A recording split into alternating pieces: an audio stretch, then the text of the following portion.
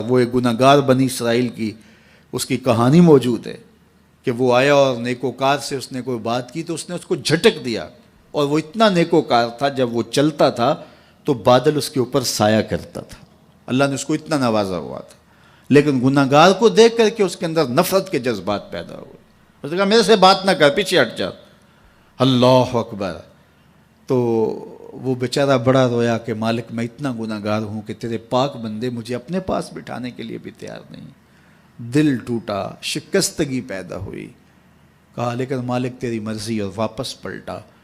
لیکن جب واپس پلٹا تو وہ بادل کا سایہ جو اس نیکوکار پہ تھا، وہ سایہ اس گناہگار کے سر پہ آ گیا۔ تو وہ کرم نوازی جس پہ فرما دے، اس کے سارے بندے ہیں۔ تو اللہ کو جو ہے وہ تکبر کی نیکی نہیں، وہ گناہ جس کے بعد عجز پیدا ہو، اللہ کو وہ پسند ہے۔ وہ گناہ جس کے بعد توبہ کے جذبات ابھریں، بندے کو شرمندگی کا احساس ہو۔ تو مت ایسے بنے کہ 4 نمازیں پڑھ لیں تو سب بے نمازیوں کو حقیر جاننے لگ جائیں، تھوڑا سا کام کر لیں، صدقہ و خیرات کر لیں تو باقی مالداروں کو حقیر جانے لگے۔ آپ کو دین کے کام کی توفیق مل گئی ہے تو آپ دین کے ٹھیکیدار بن کے بیٹھ جائیں کہ میں اتنا بڑا جلسہ کروایا، اب میرے علاوہ تو کوئی یہاں مسلمان نہیں رہتا، میں ہی سب سے بڑا عاشق رسول ہوں اور میں ہی سب سے بڑا مسلمان ہوں۔ نہ، ایسا نہ کیجئے۔ اللہ نے آپ کو توفیق دی، آپ نے لوگوں کو دعوت دی، پتہ نہیں کس آنے والے پہ کتنا کرم ہوا ہے۔ یہ تو ان کی رحمتیں ہیں، وہ جس پہ چاہے جیسے چاہیں برس جائیں۔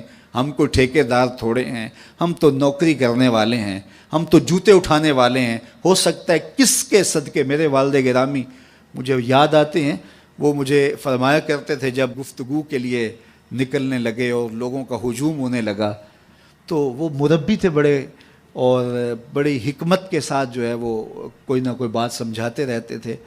تو ایک دن فرمانے لگے کہ ایک خطیب تھا، بظاہر اچھا خطاب کرتا لیکن اندر سے وہ اتنا اچھا نہیں تھا۔ تو جب وہ فوت ہو گیا تو وہ بخشا گیا، تو اس نے اللہ سے کہا کہ میرے مالک، میرا تو کوئی عمل ہی نہیں ہے کہ میری بخشش ہوگی اور میری مغفرت ہو گئی۔ تو فرمایا کہ ہاں ہم تجھے جانتے ہیں، لیکن ایک دن تو کہیں واز کر رہا تھا، میرا ایک بندہ بیٹھا تھا، اس کو پسند آ گیا، میں نے اس کے صدقے تیری مغفرت فرما دی۔ اٹھ فریدا ستیا تے میلا ویکھن جا، اٹھ فریدا ستیا تے میلا ویکھن جا، وت کوئی بخشیا مل جاوے تے تو ہی بخشیا جا۔ تو پتہ نہیں کس کے صدقے سے اللہ رحمتوں کا نزول فرماتا ہے۔ بے عمل کو دیکھ کر کے اس سے نفرت نہیں ہے، نفرت تو گناہ سے ہے، گناہگار سے نہیں ہے، لیکن کوشش کی جائے کہ یہ عمل بد چھوڑ دے۔ اللہ اکبر۔ ایک جنازہ گزرا اور وہ جنازہ کسی غیر مسلم کا تھا، تو چشمان رحمت میں آنسو آ گئے۔ تو صحابہ نے پوچھا کہ حضور یہ یہودی ہے یا عیسائی ہے؟ کوئی اس کا جو مذہب تھا وہ بتایا۔ تو فرمایا کہ مجھے اس بات پہ افسوس آیا کہ یہ اسلام نہیں لا سکا اور کفر کی حالت میں مر گیا، تو اگر یہ اسلام لاتا اور جو ہے وہ جنت کی راہوں کا مسافر ہوتا تو کتنا اچھا۔ یہ اس کے ساتھ بھی ہمدردی ہے۔ تو اللہ کی مخلوق، یہ جنت کے اکیلے ٹھیکیدار بننے کی کوشش نہ کریں کہ میرے علاوہ کوئی جائے ہی نہ، جنت کے دروازے پہ میں بیٹھ جاؤں گا کسی کو، یہ زیادتی ہے۔ میرے تو اعلیٰ حضرت نے یہ کہا تھا، ایک میرا ہی رحمت پہ دعویٰ نہیں، شاہ کی ساری امت پہ لاکھوں سلام۔ تو اس لیے امت سازی کی ایک تو کوشش کریے، اپنے اندر باہمی چھوٹے چھوٹے نزاع اختلاف، یہ انسانی فطرت ہے، انسان کے اندر طبائع کے اندر اختلاف ہے، ترجیحات کے اندر جو ہے وہ اختلاف ہے، اپنے اپنے مزاج کے اندر تفاوت ہوتا ہے۔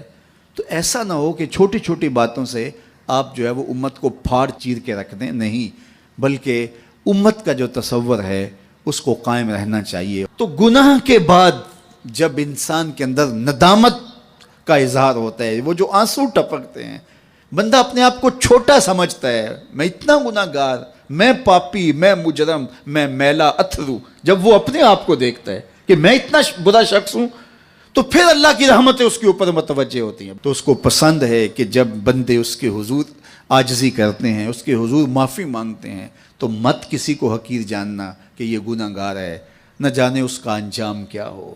کتنے گناہگار ان کا آخر اچھا ہو جاتا ہے، کتنے نیکوکار ان کا آخر اچھا نہیں ہوتا۔ انما الاعمال بالخواتیم، وہ تھی تو فاحشہ عورت لیکن ایک کام کیا کہ ایک کتے کو پانی پلا دیا، اپنے دوپٹے سے جوتا باندھ کر کنویں میں لٹکایا اور اس کو پانی پلا دیا۔ حدیث پاک میں آتا ہے اللہ اس کے صدقے سے اس کی خطائیں معاف فرما دی۔ اور ایک نے بلی کو مار دیا خاتون کو، اور وہ جہنم کی آگ میں جلنے لگی۔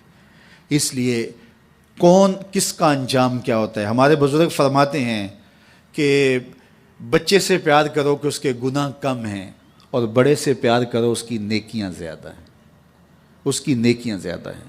چھوٹے سے اس لیے پیار کہ اس کے گناہ کم ہوں گے، اور بڑے سے اس لیے پیار کہ اس کی نیکیاں زیادہ ہوں گی۔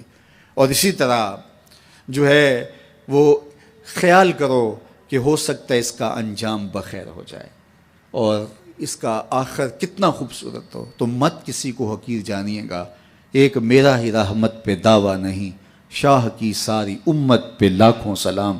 تو حضور کی امت سے پیار کرو، مخلوق خدا کو جوڑنے کی کوشش کرو، اور آقا کریم علیہ الصلوۃ والسلام نے یہ جو امت کا تصور دیا اور کہاں کہاں سے لا کے کہاں کہاں کے افراد کو ایک گروہ میں، ایک جماعت میں اور ایک امت کے اندر پرویا، ایک لڑی کے اندر پرویا، اس امت کو امت ہی رہنے دیا جائے۔